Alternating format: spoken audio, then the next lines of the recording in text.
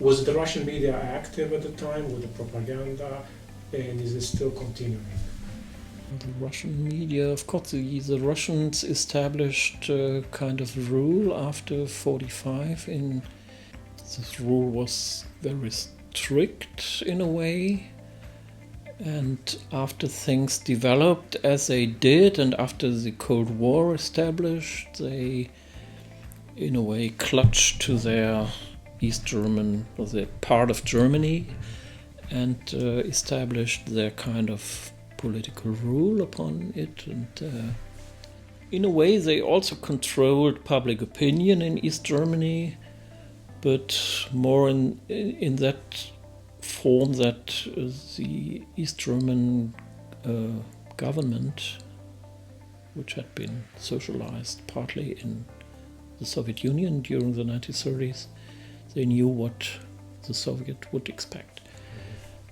Implemented Soviet style of public opinion, and that was very much controlled by the government. And well, the German public opinion is not very it's not very easy to understand and to infiltrate, because you have very different opinions, and you have of course a difference between East Germans and West Germans, because the East Germans have again some kind of nostalgic remembrance towards the Soviet Union, ironically, because they had been subdued by them.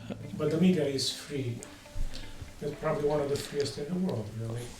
I would say so, although of course not totally free. You have that, that requirements from market economy, and but in general you have so many opportunities in Germany to inform yourself, even from foreign sources of information.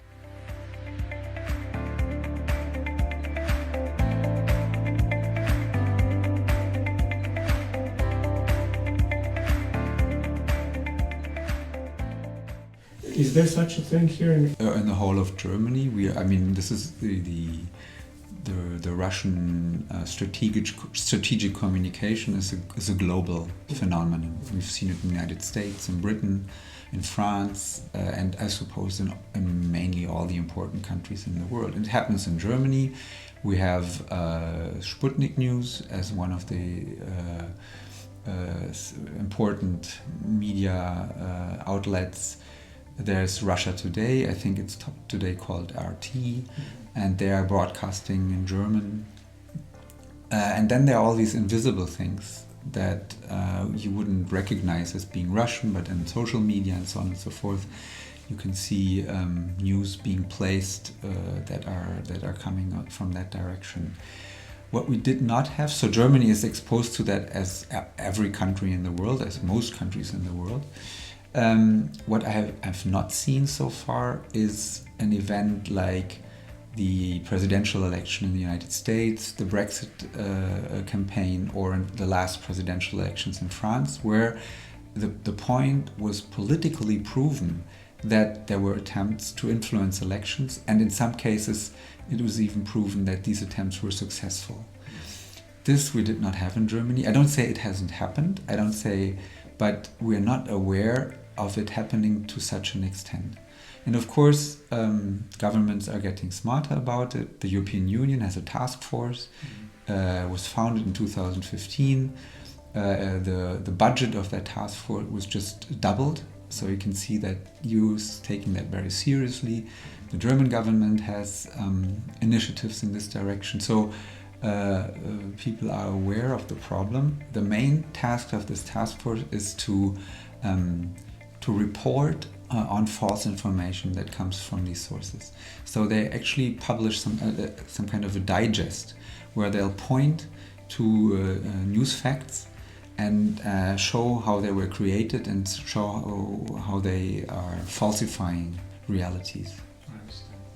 Then also there are, of course, but that is something that only the secret services know about, there are, of course, technical ways of protecting social media, for example, from bubbles and these kinds of misinformations.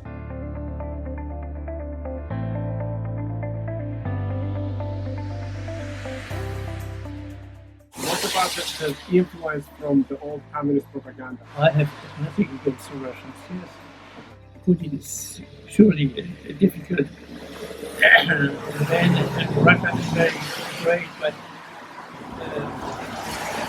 I don't think that we have anything to fear from them. Well, Germany, no, but Moldova, Ucraina, Ukraine, Georgia. Georgia, that's a problem. Yeah? Yeah. They have cut off part of our in East Ukraine. You see, after the war, Polish people had driven out of Ukraine, of our expense, of course, because we have lost the territories in the east. Yes? Yeah. And the houses of the Polish people who had to go out. And the beds had been already